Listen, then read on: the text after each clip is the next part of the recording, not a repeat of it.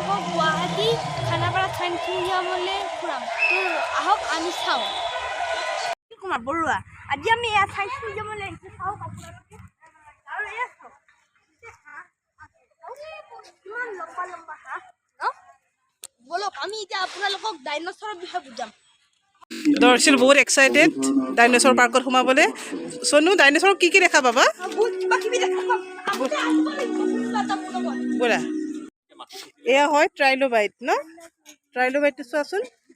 এই প্ৰাণীবিধে কেম্ব্ৰিয়ান সাগৰত প্ৰভুত্ব বিস্তাৰ কৰি আছিল।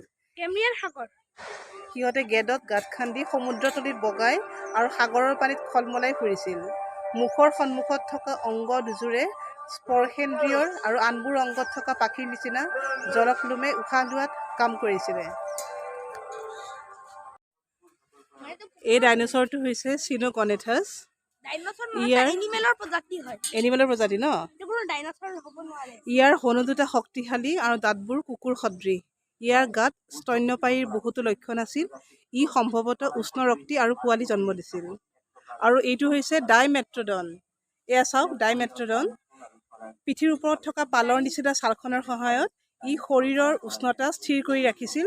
ৰাতিপুৱাৰ সময়ত পালখন সূৰ্যৰ ফালে ঘূৰাই শৰীৰটো গৰম কৰি লৈছিল। এয়া ডাইমেট্ৰডন। Giant C Scorpio'. এই প্ৰাণীবিধ সাঁতোৰাত পাকৈত আৰু ভয়ানক পৰপক্ষী আছিল। ই সমুদ্ৰতলিত বাস কৰিছিল আৰু ইহঁতৰ খোজ কঢ়া ভৰি আৰু সাঁতুৰিবলৈ বঠা সদৃশ ভৰি আছিল। এয়া হৈছে জায়ান্ট চি স্কৰপিঅ'। ট্ৰাইলোবাইট। এই প্ৰাণীবিধে কেম্ব্ৰিয়ান সাগৰত প্ৰভুত্ব বিস্তাৰ কৰি আছিল। সিহঁতে গেদত গাঁত খান্দি সমুদ্ৰতলিত বগাই আৰু সাগৰৰ পানীত খলমলাই ফুৰিছিল। আৰু মুখৰ সন্মুখত থকা অংগ দুযোৰে স্পৰ্শেন্দ্ৰিয়ৰ আৰু আনবোৰ অংগত থকা পাখিৰ নিচিনা জলক্লুমে উশাহ লোৱাত কাম কৰিছিল। এয়া হৈছে ট্ৰাইলোবাইট। ট্ৰাইলোবাইট। সি ব্ৰেকিওচৰাছ। ব্ৰেকিওচৰাছ আছিল আটাইতকৈ বৃহৎ, দীঘল আৰু বেছি ওজনৰ ডাইন'ছৰবিলাকৰ ভিতৰত এটা। ইয়াৰ শৰীৰটো ওখ চাপৰ যিকোনো গছৰ পাত খাব পৰাকৈ গঠিত আছিল। ডাঙৰ আকাৰ আৰু ওজনৰ লগতে ইয়াৰ চোকা সাঁতোৰাৰ বাবে অন্য ডাঙৰ শত্ৰুৰ পৰা ই ৰক্ষা পাইছিল। এয়া হৈছে ব্ৰেকিওচৰাছ। চিটাকোচৰাছ। হয়, এয়া হৈছে চিটাকোচৰাছ। ইয়াৰ এটা শিঙৰ নিচিনা ঠোঁট আছিল। ইয়াৰ ঠোঁটৰ ভিতৰত কোনো দাঁত নাছিল, কিন্তু দাঁতবোৰ মুখৰ ভিতৰৰ শেষৰ ফালে আছিল। এয়া হৈছে চিটাকোচৰাছ। ই কি কৰিছিলে? বেলেগ ডাইন'ছৰ বিলাক যে সিহঁতক কণী চুৰ কৰিছিলে। এইটো নেকি অভিৰেপ্টৰ? এইটো ইমান আজীৱ কণীটো লৈ আছিলে হাতত। কণী লৈ আছে ন। হাতত যে কণী তেনেকে ধৰি আছে মৰণা ডাইন'ছৰটো। অভিৰেপ্টৰ। ই অন্য ডাইন'ছৰৰ বাহৰ পৰা কণী চুৰ কৰি খাইছিল। তাৰ শক্তিশালী হনুৰ সহায়ত কণীৰ খোলা ভঙাৰ লগতে হাতোৰা হাত দুখনেৰে পোৱালি ডাইন'ছৰৰ হাড় মোহাৰি পেলাব পাৰিছিল। এয়া হৈছে অভিৰেপ্টৰ। চিৰেপ্টৰ। ই দুখন ভৰিৰে বেগাই দৌৰিব পৰা ডাইন'ছৰ আছিল। খৰকৈ ঘূৰিবৰ সময়ত পৰি নাযাবলৈ ইয়াৰ টান নেজডালে বিপৰীত ওজনৰ কাম কৰিছিল। সম্ভৱতঃ খুব কম সময়তে প্ৰতি ঘণ্টাত প্ৰায় 60 কিলোমিটাৰ ই বেগত দৌৰিব পাৰিছিল। এয়া হৈছে ভেলোচিৰেপ্টৰ। হাত দুখন সৰু জন্তুক ধৰিবলৈ ব্যৱহাৰ কৰা হৈছিল। দেখাব ওলাইছো মই গেলি মাছ ডাইন'ছৰ। তো আমি চাওঁ বলক। চাওক এই দুটা দেখি আছে, এই দুটা ডাইন'ছৰ, এই দুটা ডাইন'ছৰ গেলি মাছ হয়। অ'কে, এতিয়া মই আপোনালোকক ইয়াৰ বিষয়ে ক'ম। ইয়াৰ পিৰিয়ড ক্ৰিটেচিয়াছ হয়। ডাইন'ছৰ। ইয়াৰ হাত দুখন সম্ভৱতঃ সৰু জন্তু ধৰিবলৈ ব্যৱহাৰ হৈছিল। ই কাৰ্ন'ছৰ শ্ৰেণীৰ ডাইন'ছৰবিলাকৰ ভাবুকিৰ পৰা নিজকে বচাই ৰাখিবলৈ সদায় সজাগ হৈ থাকিছিল। সম্ভৱতঃ ই বৰ্তমানৰ উট পক্ষীৰ নিচিনা বেগাই দৌৰিব পাৰিছিল। এয়া হৈছে গেলিমিমাছ। এণ্ট'চৰাছ। এই প্ৰাণীটো এডমনোট'চৰাছ ডাইন'ছৰৰ ওচৰ সম্বন্ধীয় আছিল। ই সাধাৰণতে জাক পাতি থাকি ভাল পাইছিল আৰু ই আটাইতকৈ বেছি সফল হোৱা ডাইন'ছৰ আছিল। এয়া হ'ল এণ্ট'চৰাছ। কৰিথ'চৰাছ। মতা কৰিথ'চৰাছবোৰে শত্ৰুক দমন কৰিবলৈ মুখেৰে তীব্ৰ আৰু ক্ষীণকৈ শব্দ উৎপন্ন কৰিছিল। ইহঁতে নিজৰ জ্বৰ সহায়তে ৰঙৰ পৰিৱৰ্তন ঘটাই এক বিশেষ ভূমিকা পালন কৰিছিল। ইয়াৰ সহায়ত ই প্ৰজননৰ সময়ত তাৰ সংগীত আকৰ্ষণ কৰিছিল। এয়া হৈছে কৰিথোচৰাছ। এই যে গ্ৰীণ কালাৰটো দেখিছে এইটো হৈছে কৰিথোচৰাছ। ট্ৰাইচেৰাটপছ বুলি এটা ডাইনছৰৰ বিষয়ে অকণ ক'ব বিচাৰিম। সেইটো চাওক ট্ৰাইচেৰাটপছ। এই সেউজীয়া ৰঙৰ গড়ৰ দৰে 3টা শিং থকা। ট্ৰাই মানে 3টা, চেৰা মানে হৰ্ণ মানে শিং, আৰু টপছ মানে এই হৰ্ণৰ যে আপোনালোকে জুংটো দেখে এইটো টপছ। ধন্যবাদ। ইয়াৰ গধুৰ ডিঙিটো 1 মিটাৰ দীঘল শিঙৰ সৈতে গোটাহাৰৰ, যিয়ে তাৰ ডিঙি আৰু বুকু আন ডাইনছৰৰ আক্ৰমণৰ পৰা ৰক্ষা কৰিছিল। ডিঙিৰ কোষটোত সংগ্ৰহ হোৱা প্ৰচুৰ তেজৰ চলাচলে বাহিৰৰ লগত তাপ বিনিময় কৰিছিল। এয়া হৈছে ট্ৰাইচেৰাটপছ। এনকাইলোচৰাছ। ইয়াৰ লাও খোলাটো এটা সৰু মগজুৰ সৈতে বহল আছিল। ইয়াৰ দেহটো টান বৰ্ম আৰু দুষাৰী কাঁইটেৰে আবৃত, আৰু এইবোৰে সিহঁতক মাংসভোজী ডাইনছৰৰ পৰা ৰক্ষা কৰাত সহায় কৰিছিল। এয়া হৈছে এনকাইলোচৰাছ। টিৰেক্স, টাইৰেনোচৰাছ। এই প্ৰাণীটো পৰভক্ষী ডাইনছৰৰ ভিতৰত আটাইতকৈ শক্তিশালী আৰু হিংস্ৰ আছিল। মূৰটো হনু দুটাৰ সৈতে বিশাল, আৰু হনুৰ চাৰিওকাষে তীক্ষ্ণ আৰু শক্তিশালী ইয়াৰ দাঁত আছিল। ই তাৰ মুখখন ডাঙৰকৈ মেলিব পাৰিছিল। ইয়াৰ সৰু হাত দুখন বস্তু উঠোৱাত ব্যৱহাৰ কৰিছিল। এয়া হৈছে টিৰেক্স। লেমুৰ। এই প্ৰাণীটো বান্দৰ সদৃশ জন্তু, যাক বান্দৰৰ সৈতে মিল থকা বুলি ভবা হৈছিল। ইয়াৰ লাও খোলাটো চুটি আৰু মুখত ইয়াৰ বহুত দাঁত আছিল। হাত দুখন দীঘল, কোমল আৰু টানকৈ মুঠি মাৰিব পৰাকৈ আঙুলিবোৰ শক্তিশালী আছিল। এয়া হৈছে লেমুৰ। এৰিথেৰিয়াম। এই প্ৰাণীবিধ এটা গাহৰিৰ সমান গধুৰ ভৰিৰ আৰু হাতীৰ পূৰ্বপুৰুষ আছিল। জলাশত বাস কৰা এই প্ৰাণীৰ এডাল চুটি লেহুকা নাকটি আৰু আগলৈ ওলাই অহা 2টা আগদাঁত আছিল। যদিও ই প্ৰথম হাতী আছিল, কিন্তু বৰ্তমান হাতীতকৈ দেখিবলৈ বহুত বেলেগ। এয়া হৈছে ময়েৰিথেৰিয়াম। আমি দেখিছোঁ মেগালোচেৰাছ, মানে বৃহৎ হৰিণা।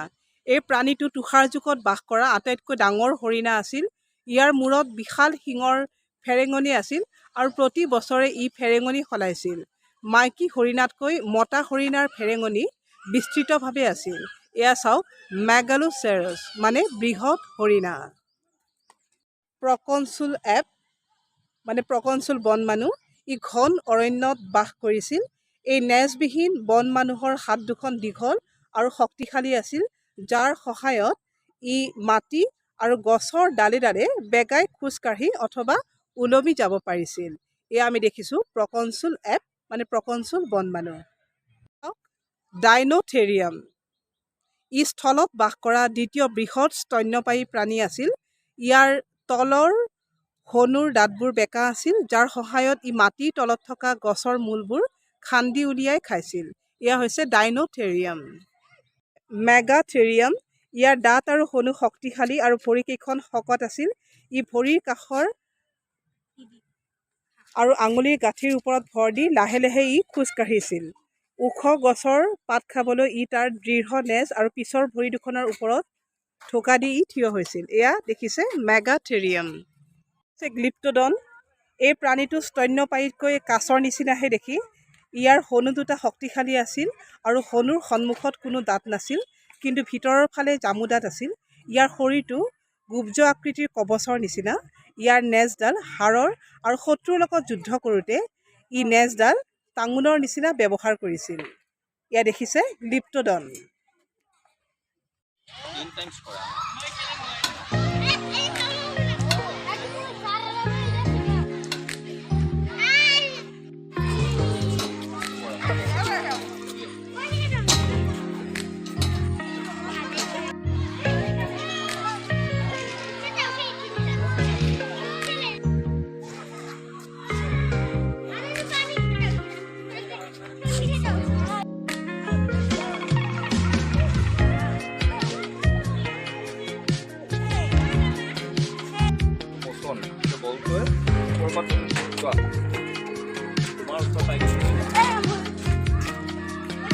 মানে কম কষ্টত তুমি বেছি কাম কৰিব পাৰিছা।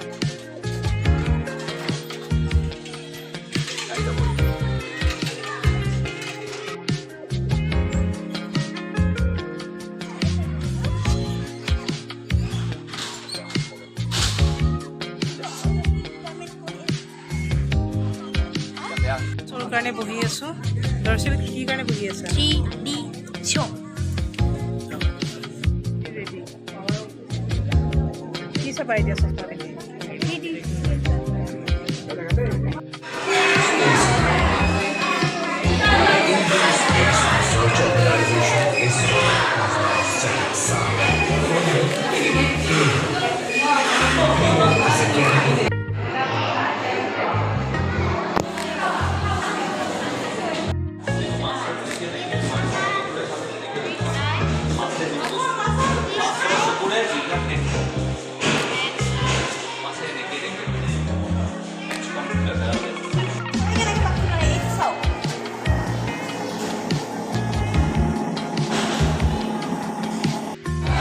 বা কেনেকৈ উপঙি আছে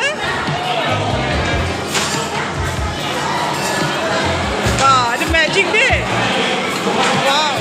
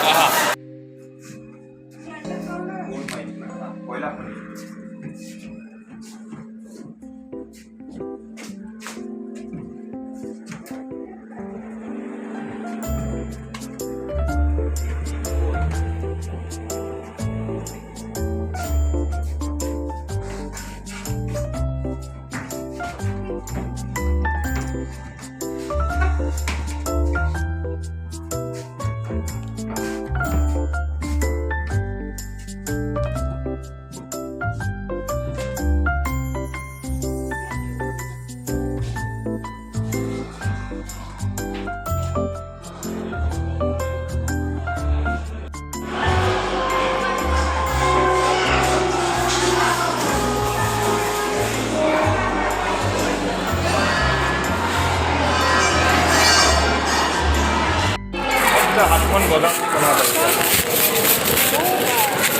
আরে বাবা ছবি চাও হাতখন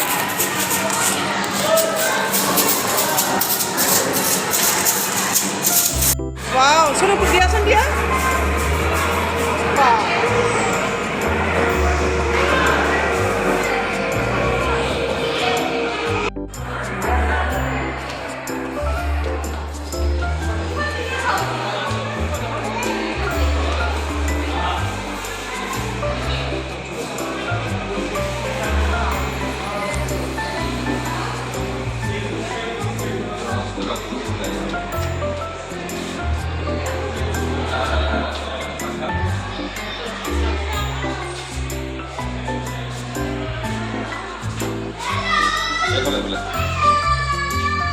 লাহে লাহে স্পীডত গ'লে কিন্তু মুখখন ফুটা খাবা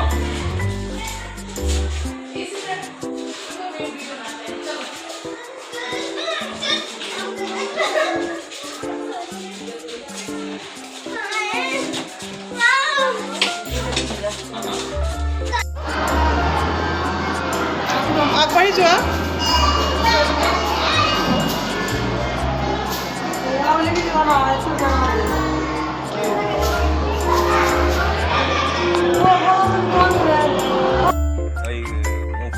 চলো কি হয় এইটো মশন না পিছত মই আৰু ভালকে দেখাম বাৰু ব'লা ডাইনোচৰ চাই